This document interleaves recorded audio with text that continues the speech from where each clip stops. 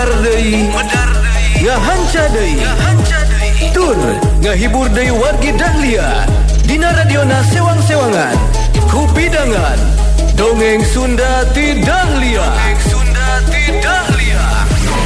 anu dijomantarakeun 3 Lura 101,5 FM Radio Dahlia dina jejer carios si Konceleng Wilujeng ngadangukeun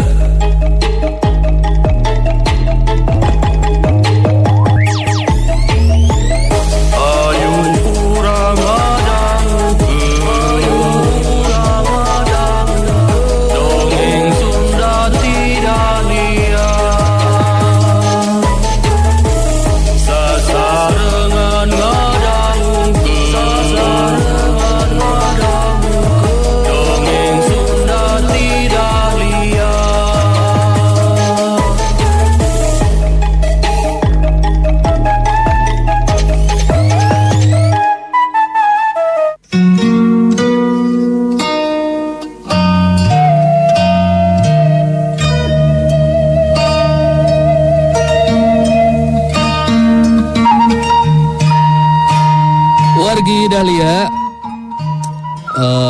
si Konceleng sareng Mang Odek anu aya di acara pesta panganten Barjaya sareng Sutina tanapi injani palsu numutkeun Barjaya mah nya.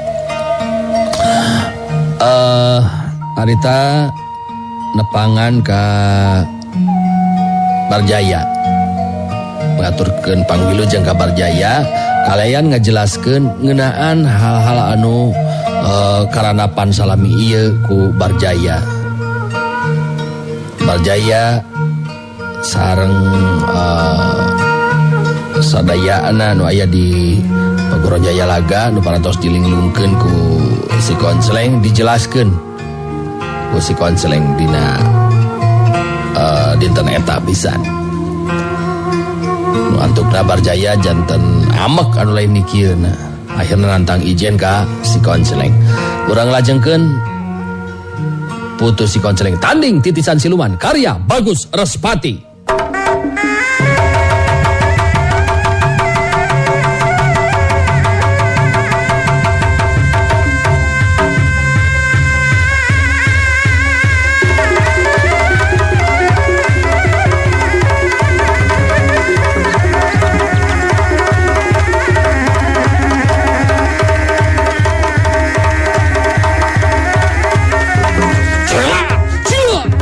Barjaya harita miheulaan maju narajang.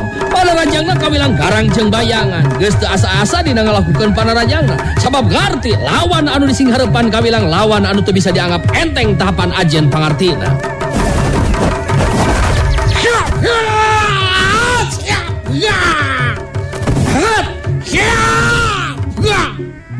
Sedengkeun si Konceleng pungkul geus apal kana kemampuan Barjaya anu kawilang muridna Mbah Lalana.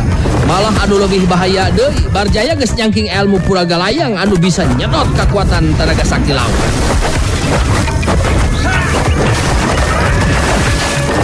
Ngan aya hiji kauntungan keur si Konceleng, dirina memang geus apal kana eta jurus. Sasatna apanan Mbah Lalana teh somata bisa. Barjaya sabenerna mah nyaho kumaha kamampuan si Konceleng. Sabab waktu teu si Konceleng nyamar jadi si Omat Awel memang geus sababaraha kali Barjaya bandro kakuatan, anu akhirna mah Barjaya nu eleh kanorang.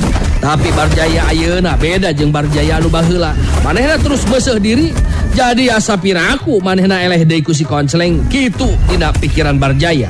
Anu matak manehna pinuh percaya diri, pantang ijen ka si Konceleng. Komo kaayana ayeuna jelas dirina kudu aya di pihak anu unggul, sabab dibandungan ku para muridna jeung para anggota paguron gabungan sarta tamu-tamu undangan anu sajena. Tekad Barjaya geus jelas yen si Konceleng kudu bisa di binasa ku leungeunna.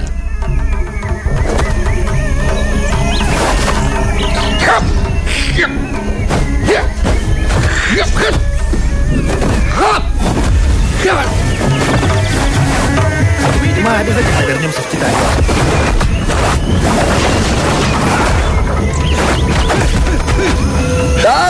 orang kaya tekad atau karep kahayang Barjaya memang tegampang diwujudkeunana dikeun jadi kenyataan.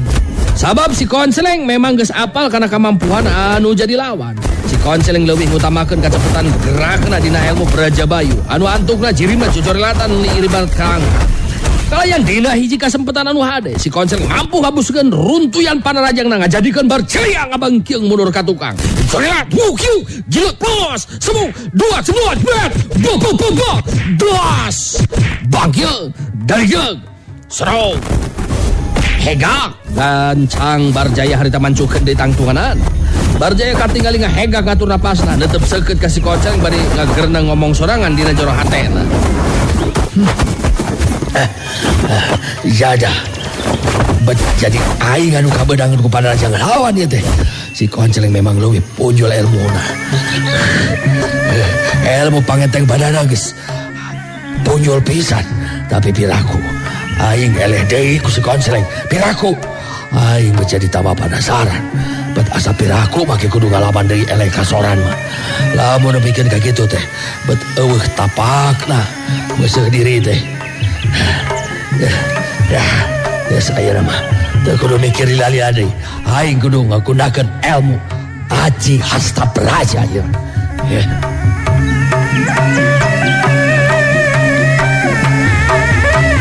Ningali pasangan jurus anu jadi lawan. Si Konseleng geus ngarti yen anu jadi lawan pasti bakal ngagunakeun Aji Hastabraja. Si Konseleng oge sayaga diri pikeun ngalayanan lawan ngagunakeun ilmu Pancabrajana.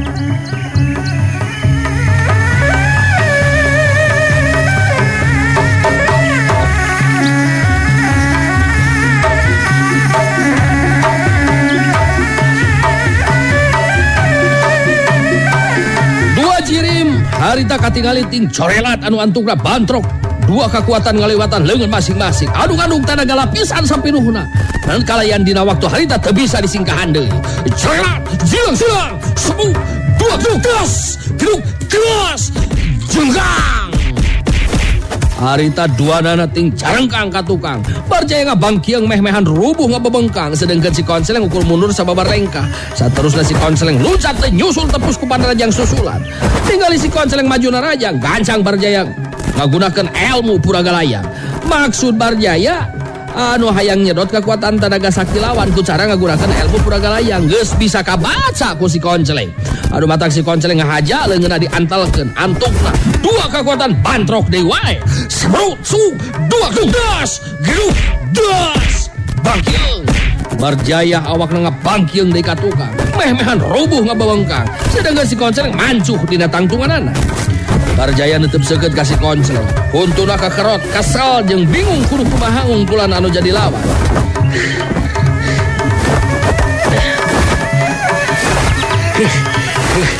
Setan aing deui wae anu ngabangkieung ieu teh. Si Konseleng memang lain jago sambarangan. Tetela ilmu Puragalayang anu geus ditingkatkeun kamampuanana. Angger teu metu ka si Konseleng mah. Nah, aing kudu kumaha ieu teh? Eueuh deui cara ieu mah. Aing kudu bebeakan kaya kieu mah ieu. Jerat, cileung. Barjaya maju deui narajang. Panarajangna jadi leuwih garang jeung bayangan. Dirina bener-bener ngetrukeun sagala kamampuhanana pikeun ngelehkeun anu jadi lawan. Tapi orang kaya jirim si Konseleng jadi beuki lingas lir upama kalangkang di antara gerak panarajang lawan anu beuki garang jeung bayangan. Eta kayaan ngahaja dijieun ku si Konseleng arah anu jadi lawan beuki nafsu anu akhirna mah jadi balangah dina waktu harita.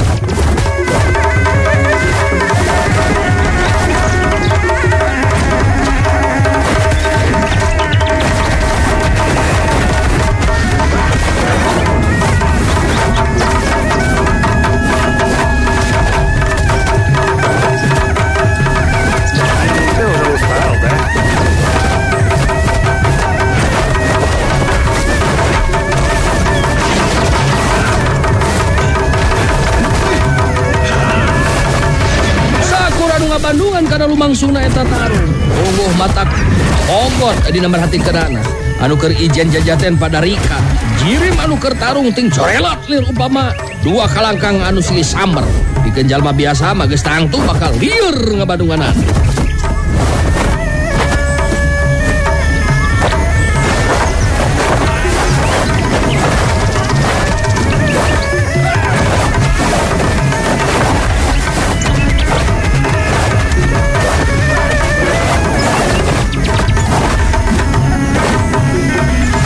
Si konceleng anu kamampuanan leuwih sagala-gala nanti barjaya Ki Bajuri jadi narik napas panjang semua rahu ngararet ka dini kalasuri terus ngomong lalauna.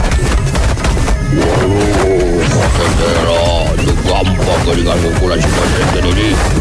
Diperhatikan ku diri kula, malah kemampuan si konceleng becika anu lebih puyul segala-galana yubatan buku barjaya. Ya, tak bener itu omongan ini ngeunaan si konceleng ini. Duh, baboy, palang siang tuh. Aduh, baboy, ini. Pokoknya ini salempang itu Ki Bajuri. Pilih karena kayaan anu lumangsu. Ya, hebat kawan depan ku perasaan kan was-was semua bubu barjaya bakal pinang jeung wiwirang deui ya maya. Artina kasoran eleh jajaten kudu jadi lawan. Udah ya, tapi aku deh ini cek perasaan pada bubu barjaya bakal mampu yang ukuran ilmu lawan jika nama yo. Berbahaya sadar kudu eleh jajaten ku di konceleng. Apa orang mah kula percaya lah bubu barjaya pasti anu unggul. Harita Ki Bajuri ngupahan maneh puguh memang teu miharep lamun nepikeun ka Barjaya anu nyandang wiwirang deui eleh jajaten jadi pacundang kudu jadi lawan.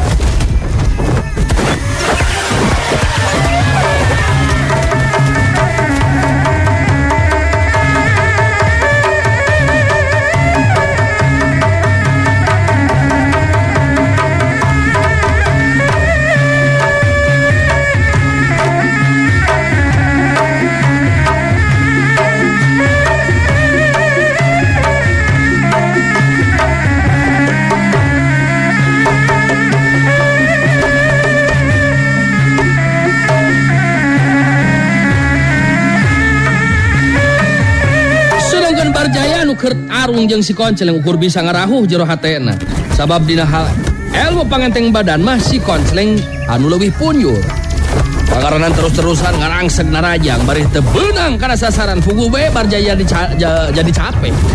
Harita Barjaya mundur ka tukang ngahegak ngatur napasna netep seukeut ka si konceleng bari terus carita.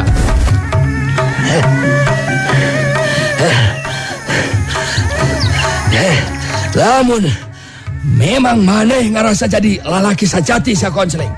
Tarung ukur ulah babalik setan nyingkaan panajang unggul sadela. Coba urang bantro kekuatan deui ayeuna mah sa konceleng. Lain kala kasih ganu ngajak ucing-ucingan si kawas budak. Kawas budak latik sa teh konceleng. Nah, di benih aneh. Bahasa ya we atuh kangaranan keur darung malur rek babali cetan rek nongeng rek nangkuban ya kumaha saya we eta mah. Nah make jeung kudu diatur atuh da saya oge nyaho lah yen anjeun teh rek metakeun Aji Hasta Braja jeung ilmu Puragalayang ya. Yo ngaku anu madak ngajakan bantro kekuatan oge ja kitu ja. Ya ari kuring naha ari naon rek ngadu teasna tulang jeung liatna kulit mah teu masalah keur kuring mah. Jadah sia sombong pisan maneh konceleng dewek can rumah sakatiti pangarti eleh jajaten deuleu tanah ya hiap corelat ikeun anu kasakitu kalina harita Barjaya maju dina rajang bari ngagunakeun gabungan dua ilmu nyata Aji Hasta Braja jeung ilmu Puragalaya.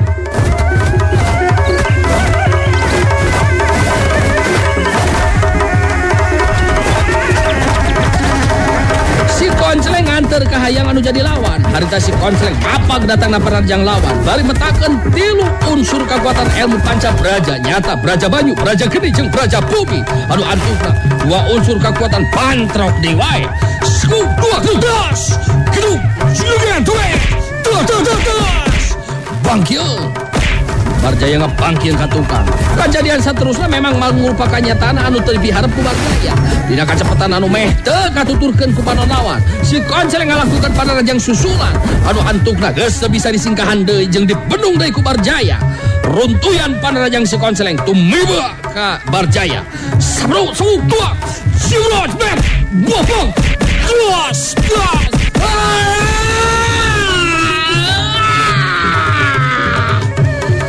Barjaya ngegerok nahan ka nyeri bari awakna ngajenggang ka tukang geus teu bisa ngajaga deui kaseemengan badana. Harita terus kepebenggang maring longga. Jengkang kureang gebut. Dina sela-sela bibir Barjaya katingali ngalai getih anu henteu. Si Konceleng pancuh dina tangtunganana merhatikeun Barjaya anu ngabebengkang maring lemah bari terus nyarita. Sok coba Umah ayeuna sikap anjeun Barjaya. Nah masih kena tetap rek neruskeun ieu tarung. Isi masih kena penasaran kuring moal make kudu nolakur. Jadi kumaha ieu teh? Rek terus atau rek anggeus? Bebas saya mah sok. Kumaha nu dibendo we kula mah. Barjaya katingali ngoneal hudang, netep antep kasih Konceleng bari sumengir nahan ka nyeri. Barjaya terus nyarita.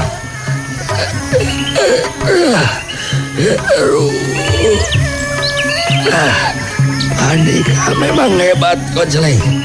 Kuring kudu ngaku kada keunggulan Andika. Ya, ijan teh kudu diteruskeun deui.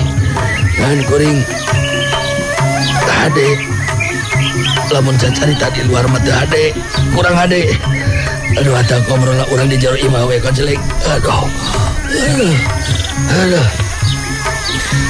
Geus taya pilihan deui keur Barjaya dina waktu harita kajabati kudu ngaku kana keunggulan ilmu lawan. Sanajan dina hate mah ngagendok rasa hanjelu anu lain dikieun. Tapi sajroning bari lempang asup ka jero imah, pikiran Barjaya mah terus jalan. Barjaya jadi aya pamikiran pikeun ngabinasakeun si Konceleng. Kudu neangan cara anu sejen nyata ku cara tipu muslihat. Matak harita terus ngajakan ka jero imah oge. Murid-murid Barjaya puguh bae pada hanjelu hatena sabab guruna nu dijagokeun teh tetela bet kalah ka meunang wiwirang eleh jajaten jadi pacundang. Para tamu undangan sebagian mah aya nu baralik langsung, sebagian deui aya nu milu asup ka jero imah. Sageus taya di jero imah Mang Odek aya kasempetan gesan cumarita ditujukeun ka jalma-jalma anu araya di dinya. Mang Odek muterkeun paneteupna ka sakur anu aya di dinya, teu lila terus nyarita. Ayeuna mah ka Bandungan jeung ku sarerea. Jelas apanan ilmu teh teu bisa dipake adigung. Angarti teu bisa dipake umaki. Pangabisa teu bisa dipake jumawa. Bukti apana ayeuna mah yeuh Barjaya sanajan masagi ku pangarti leber kuawanen. Kangaranan dipake keur kasawenang-wenangan man teu bisa dijadikeun jaminan. Jadi sinekna kejadian anu tadi lumangsung teh sabenerna mah kudu dijadikeun panggeuing kana pikir keur urang sarerea anu araya di dieu. Anu salila ieu teu waleh ngabenerkeun kana tindakan Barjaya anu sok padahal jeung salah lampahna. Anu mata kangaranan hirup kumelenang di alam pawanangan mah kudu boga pamadagan sorangan. Ulah rek gumantung kanu lian sabab budi pamilih geus aya di diri sorangan. Gunakeun ilmu keur maksud anu saestu. Sanajan bener yen nyorang kahirupan teh diri sorangan jeung sorangan-sorangan tapi orang teu bisa mawa karep sorangan komo lamun ngarugikeun jalma anu lian mah. Geus meujeuhna geura robah sikap jeung kalakuan sabab rumingkang di pawenangan teh moal nepikeun ka ratusan taunan. Geus waktuna ayeuna mah urang pada ngomean kalakuan. Masih mending ya teh dulur kuring nyata Ki Koncleng keur teu ambek. Coba ya kumaha lamun Ki Koncleng ambek terus nyerenteng. Wow, tah dirarat tak kabehanana teh. Untung teu keur ngambek. Ari Mang Odek mere papatah jeung ancaman dina caritaanana ka sakur anu aya di dinya. Taya anu wanieun ngabantah atawa paadu omong saurang-urang oge. Kituna teh lantaran memang sieun ku si Koncleng anu geus bukti mampu ngungkulan ajen pangartina Barjaya. Saterusna Mang Odek ngareret ka si Koncleng Andre Curti, harita terus nyarita ditujukeun ka Barjaya. Jadi kumaha gitu.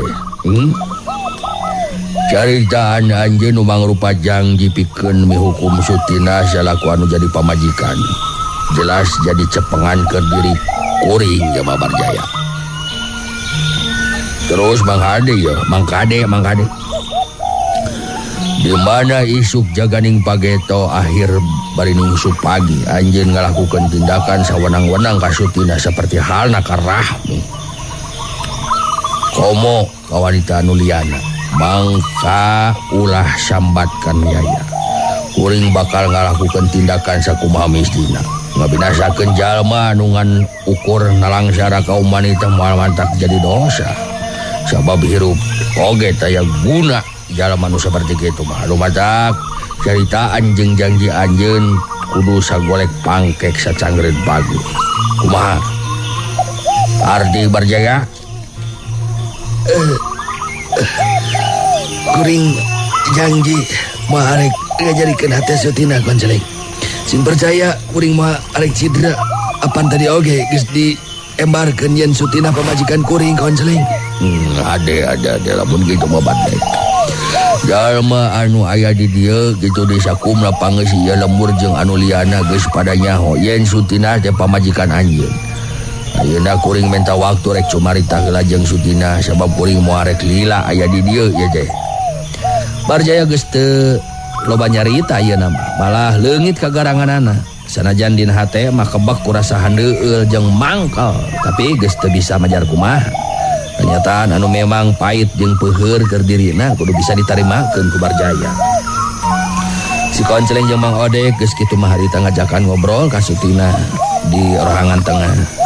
Ngobrol tiluan tayan wanin ngaganggu siganan teh. Malah murid-murid Barjaya eueuh nu wanieun ngulampreng ngaliwat ka eta rohangan. Mang Odek anu harita muka caritaan.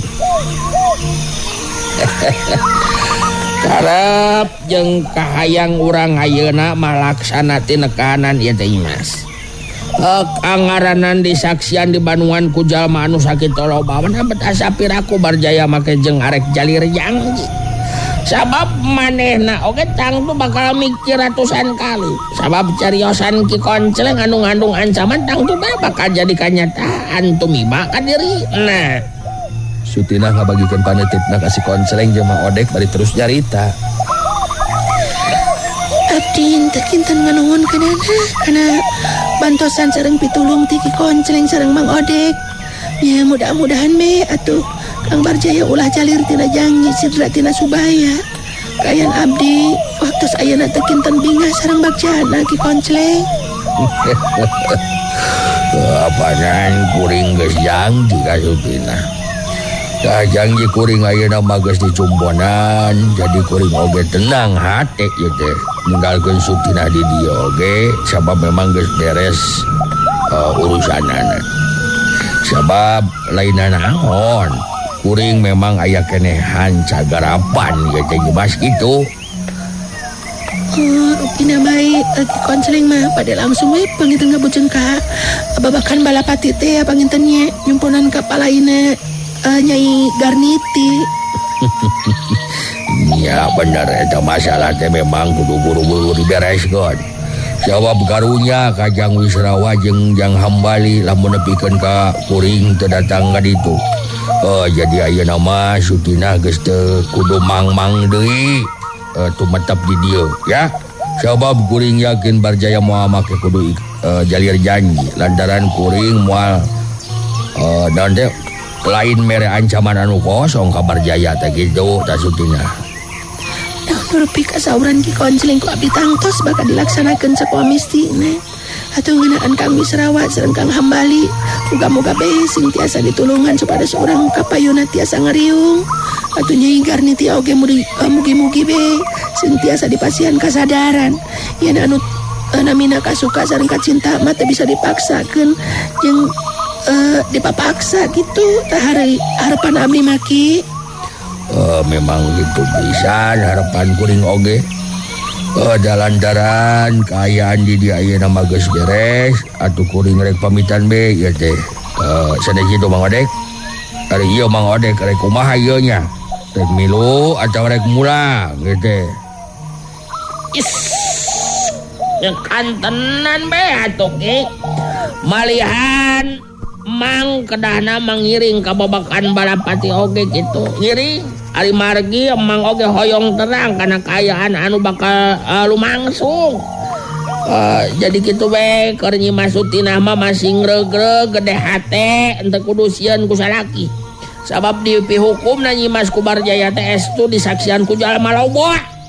Jadi sing betah tumanina aya di dieu sabab lamun Barjaya wani jalir tina jangjina mangka Ki Konceleng jeung Mang Odek Suredek si jago dengkek moal mere deui ampun tah ka Barjaya.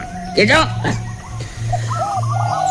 Kasauran Mang Odek kahartos pisan ku abdi nya mudah-mudahan me non rupi anu bade dilaksanakeun ku urang masih aya dina kalancaran atuh Kang Barjaya oge tangtos ari tos kieu mah janten sadar Kang oge Mang nya teu mawa karep sorangan sarta robah dina sikap sareng tindakanana. Langkung nati eta urang sami-sami aya dina kasalametan salawasna aya dina palang toyungan manentena gitu. Ya bener gitu we ayeuna mah. Jadi ayeuna mah urang sing doakeun we. Urang masing-masing sing tetep aya dina kasalametan. Atuh Nyi Mas Sutinah oge sing salawasna pinanggih jeung kabagyaan. Geus ulah aya di masalah naon-naon estu mulus banglus pinareng jeung rahayu salilana. Gitu.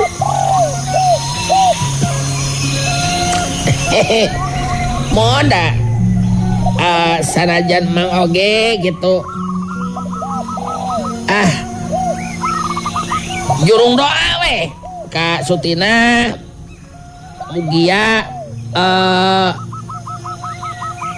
sing aya dina kalancaran, mohon sing aya dina katenangan gitu. Leres lagi gitunya. Ayo mah tos aya masalah naon-naon pan leres. Ya gitu Bang. Pang narek lunta ka babakan Balapati teh anu dimaksud mah taya sanes ka jabat hayang nulungan Jang Wisrawa katut Jang Hambali bari sakalian deui kabuktikeun ka panasaran saha sabenerna Nyai Garniti sarta naon maksud anu sabenerna. Tanya bener gitu Ki. Tah. Kitu pisan. Nya kitu atuh be atuh aya namanya Mas. Mang kali ieu Ki Konceleng rek seja pamitan be. Keun da geus beres aya nama da moal aya naon-naon. Sutinah ngabagikeun paneutupna ka Mang Odek atuh Si Konceleng bari terus carita deui. Ya mangga atuh Mang. Wilujeng angkat Ki Konceleng. Ya mudah-mudahan me dina hiji waktos urang tiasa patepang deui atuh abdi di dieu atau ngilap dilongokan Ki Konceleng sareng Mang Odek. Ulah dugikeun ka Plengles.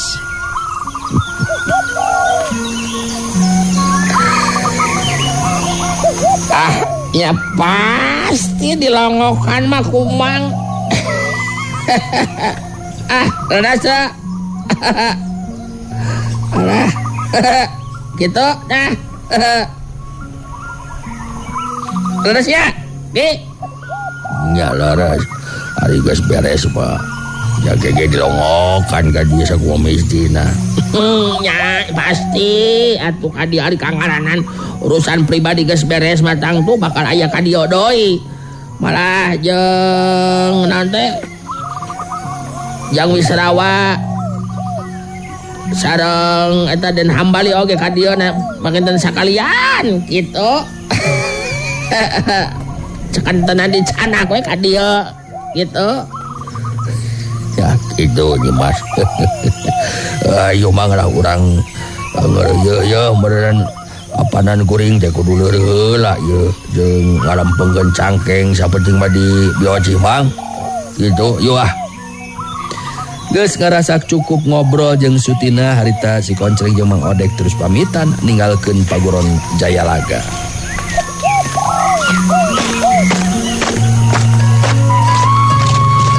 Gancangna carita lantaran kaburuan Cipeuting si Koncleng teu waka indit ka babakan balapati tapi mondok sapenting di imahna Bioci. Wargi Dahlia gedingan waktu 800 teu kapan. Urang pungkas deui ya serial si Koncleng dinten ieu insyaallah enjing urang lajengkeun deui. Sapunten anu kasuhun tina samudaya kakirangan sareng kelepatan atur nuhun kana tina sadaya peratosanana sareng kasatiana teras ngadawukeun nugeng Sunda Dahlia. Wilujeng kantun sakasadayana. Assalamualaikum warahmatullahi wabarakatuh. Permios. Pantang radio Pantang Dahlia enak-enak langgamnya Dahlia prung gogo goyang. Wargi Dahlia cag heula urang cagkeun heula dugi ka dieu dongeng Sunda ti Dahlia dina dinten ieu dina carios si Koncleng tong hilap ulah dugi ka kantun enjing patepang dangu deui dina acara sareng tempat anu sami mung di 101,5 FM Radio Dahlia. Wilujeng kantun permios.